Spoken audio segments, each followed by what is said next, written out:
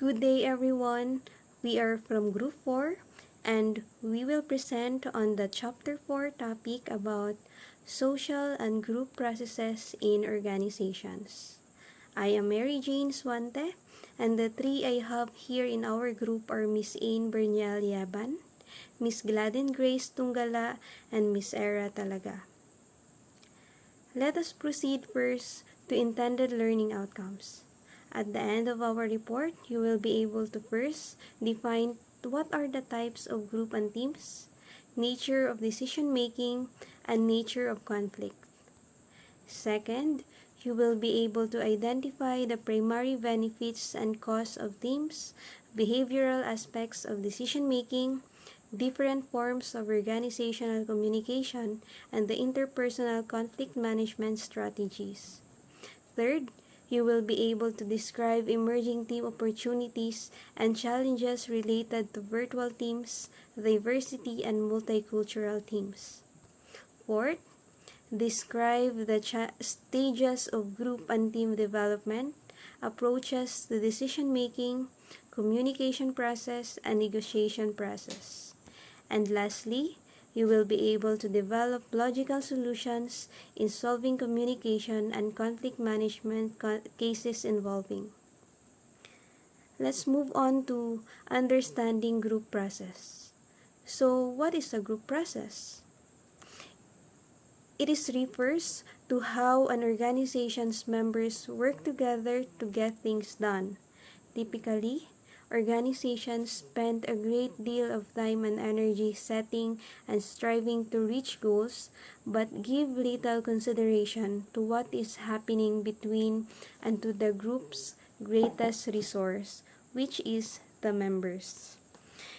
It is important to understand that while organizations are focused on working hard to achieve results, it is also critical that the needs of their members are addressed, because taking care of their members is like taking care of their greatest asset. Effective organization examines how members collaborate, what roles they play, and do everyone contributes equally. Observation and analysis as part of the group process can really help identify what are the issues are, reducing or eliminating the need for design change as the year goes. As a group member, you have a unique opportunities to observe how things are going on a regular basis. You can play a role in ensuring group and individual success depending on the frequency of meetings and your understanding of what to look for. Patience and the capacity to focus on everyone in the group are required for process observation. You can have a better understanding of how the group affects its members by paying attention to these questions and rules. Here are the 4 elements of an organization that typically influence group process. First, we have the communication. One of the easiest aspects of group process is communication. The kind of observations we make give us clues to other important things that may be going on in the group. For example, who leads whom or who influences whom. If you are uncomfortable observing the group, someone from the Student Activities and Leadership Center can observe your group's process and share that information with you. Second, we have the participation. One indication of involvement is verbal participation. You look for differences in the amount of participation among members. Who are the high participants and who are your low participants? Do you see any shift in participation? For example, highs become quiet, those suddenly become talkative. What are possible reasons for this in the group's interaction? Third, we have the decision making. Many kinds of decisions are made in groups without considering the effects that these decisions will have on the other members. Some people try to impose their own decisions on the group, while others want all members to participate or share in the decision-making process. Does anyone make a decision and carry it out without checking with other group members? For example, one person decides on the topic to be discussed and immediately begins to talk about it. What effect does this have on the other members? Fourth, we have the organizational roles. A variety of crucial roles need to be filled to ensure group goal accomplishment and success. Roles are distributed among three types. First, we have the task. Focus on getting things done. They are the information seeker, elaborator, orientator, energizer, recorder. Second, we have the maintenance. They are oriented toward improving relationship among members. For example, they are the encourager and the compromiser. Lastly, we have self-oriented. They are focused on personal needs regardless of group concerns. They are the aggressor, the recognition seeker, the dominator, and the blocker. When observing these specific areas, of course, you will likely see several things happening simultaneously. This is to be expected, but it can also be rather confusing. Initially, you may want to isolate a single aspect of the group. So, what is a team? The team is generally a set of individuals working together to achieve a common goal, a common objective, or a common mission.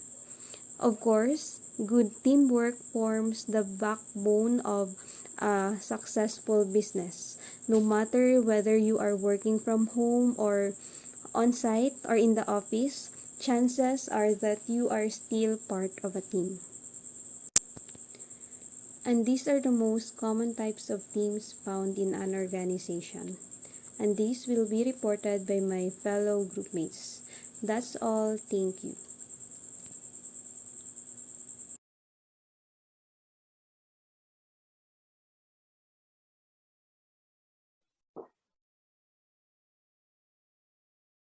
Good day, everyone. I am Ain Bernal Yaban, your second presenter for today. As what Ms. Wante mentioned earlier, we can operationally differentiate teams on the basis of the way they function in the organization. And we have 7 of them.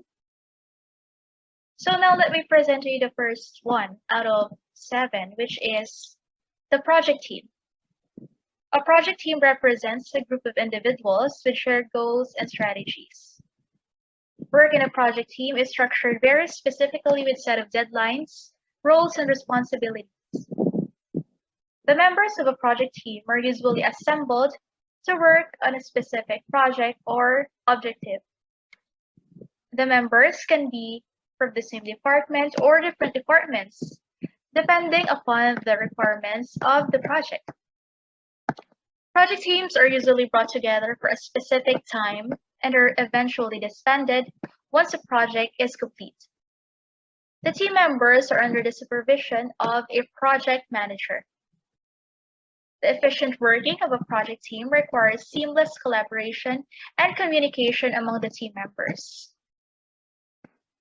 Project teams are further subdivided into 4 categories, which are the functional team, cross-functional team, matrix team, and the contract team. So first off is the functional team. Functional teams comprise a group of individuals with specialized skills and education. All the members of the functional team works towards the achievement of a common goal linked with the goal of the organization. This team is usually permanent and is managed by the manager who leads projects. And all the team members must report to the project manager. They are the group of people with common functional expertise, working towards shared objectives. Functional teams are traditional corporate teams, often coincide with the whole department or with a part of it. Functional teams are composed of organizational members from several vertical levels of the organizational hierarchy who perform specific organizational functions. Now you can see here an illustrative example of a functional team. So they can be from finance, operations, or engineering. Next is the cross-functional team. So as the name suggests, cross-functional teams are teams whose members are picked from various departments for projects that require a diverse skill set. The team is united to work together on a specific task and is often split following the completion of the project. Cross-functional teams are groups consisting of people from different functional areas of the company. For example, they can be from marketing, from sales, from accounting, among others. Cross-functional team is simply a team made up of individuals from different functions or departments within an organization. Teams like this are useful when you need to bring people with different expertise together to solve a problem, or when you want to explore a potential solution. Now we have here another illustrative example for the cross-functional team. So as you can see, cross-functional team is comprised or composed of experts from different departments, and they formed a set of team. Now to further fortify our understanding about the comparison between functional and cross-functional team, here is an illustrative example to differentiate them.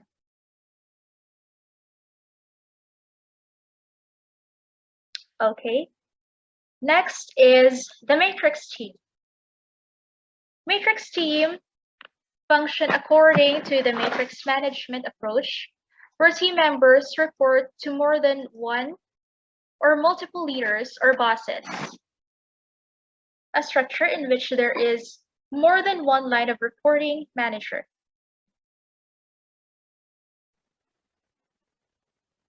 In a matrix team structure, individuals work across teams and projects as well as within their own department or function. For example, a project or task team develop or establish a new product that might include engineers and design specialists, as well as those with marketing, financial, personnel, and production skills. Matrix team are found mainly when there are big projects or project development processes that the company wanted to achieve.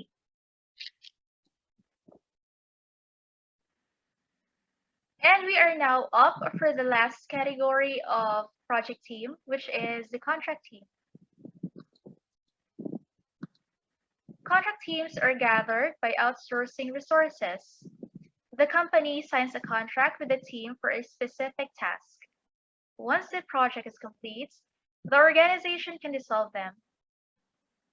Contract teams often work remotely, which makes it tricky for the project manager to lead the team.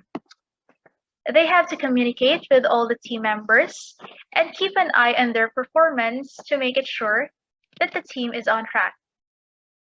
In other words, it is a collaboration of outside parties, agencies, or supplier. That's all. Thank you. Good day, everyone. I am Gladden Grace Tungala, the third presenter from Group 4.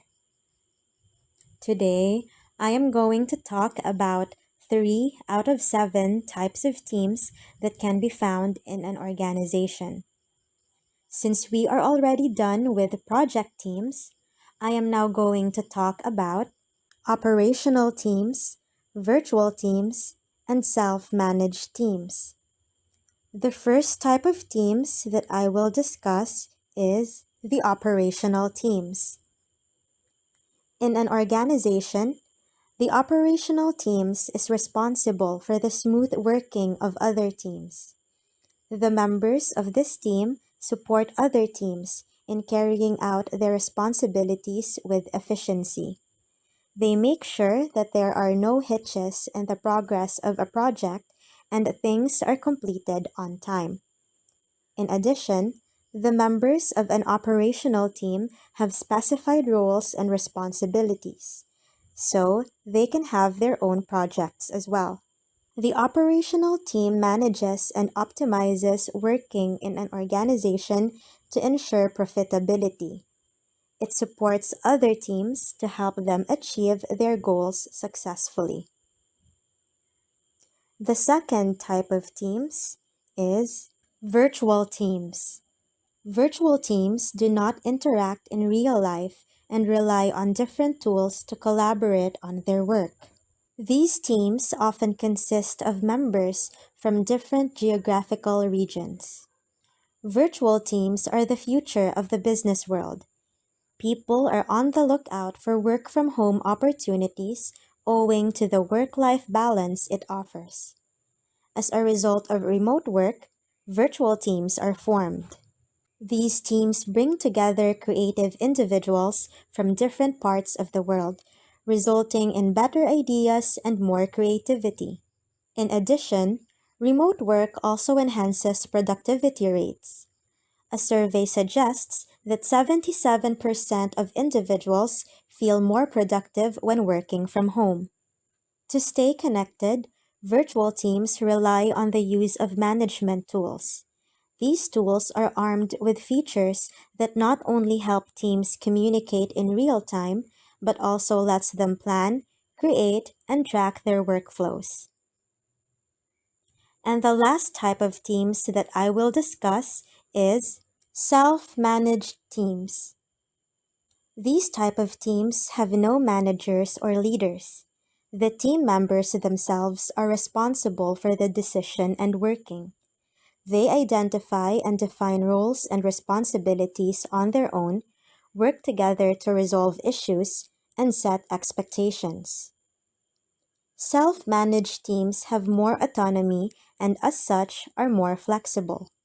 Moreover, since they define their own rules, they can manage time and tasks according to their preferences. The team members of self managed teams are the most empowered. Each individual brings their skill set to the table and adds to the overall efficiency of the team. Also, it has been reported that self managed teams can be 15 to 20% more productive than other types of teams. The team members of a self managed team have more room for improvement and continuously upgrade their skills. That is it for my report about operational teams, virtual teams, and self managed teams. Thank you, everyone. Good day everyone, I'm Era Agon talaga, the last presenter of Group 4, titled Group Process and Social Group Organization. And my topic is all about the problem solving, informal teams, and the leadership teams. Problem solving teams are assembled temporarily. They are usually brought together in case of a crisis or unplanned event. Such a team aims to resolve the issue at hand and bring the company out of the crisis. How problem-solving leaders involve team members. Practice open communication and seek input from the team members. One of the biggest challenges of solving a problem is getting the root of it. Remember, you want to encourage your team to share openly in the future, so don't punish this behavior. It's important for our problem-solving leaders to be able to hear bad news. Break down silos. This is tied to open communication because silos are typically built as a result of three things: an organizational culture, organizational design, and strong individual leaders or weak individual leaders. Big picture thinking. When leaders keep reminding their team members of the big picture, problem solving becomes clearer. Even better when we have a number of possible solutions, none of them obviously the right one, and most of them not terrible idea. We go with the one that is most aligned with getting us to the bigger goals and most aligned with our bigger values and our organization. Avoid blaming and accusing. It may seem obvious to say this, but so many of us can easily fall back in the habit of showing our frustration the worst. You might fall into being an executive bully. Stay positive. Good leaders show positively even when the team is struggling. That doesn't mean blind, nor does it mean lying to everyone. Follow through. Figuring out a solution isn't the end. You have to see the solution implemented and then monitor to make sure it's working the way you thought it would. Informal teams are teams that crop up on their own among employees. Unlike formal teams, the former is formed by the employees and it's not supervised by the management. How is informal group formed? Informal groups are formed because they satisfy human needs: needs of companionship, for identification, for a sense of belonging. Informal work groups arise when relationships develop between employees, relationship above and beyond those required by the company to get the job done. Leadership teams consist of leadership from different departments who work together to devise new strategies for better working. The members of the leadership team are skilled and experienced individuals, each individual bringing his expertise to the table, and all together, they carve out the plan for the betterment of the company. What type of team should you opt for? The goal of the team. The goals are the objective or milestone that a team commits to working toward together. Team goals often measure points in a process or develop skills across an organization. The skill set required for the completion of this goal. A skill set is a combination of abilities, qualities, and experiences you can apply to perform tasks well. This can include soft skills such as interpersonal skills, organization, and leadership, as well as technical skills such as research, computer programming, accounting, writing, and more. Self-management of leadership is your ability to regulate your behaviors, thoughts, and emotions in a productive way. This means excelling in both personal, professional responsibilities for the benefit of yourself and your team. Temporary team or permanent. Unlike permanent teams, temporary teams lose their importance. Once the task is accomplished, such teams are usually formed for a shorter duration, either to assist the permanent team or work when the members of the permanent team are busy in some other project. Once you have identified the above mentioned things, you can successfully choose the one that suits you best. Also, you can customize your own team according to the requirements of the work and devise a system of your work for them.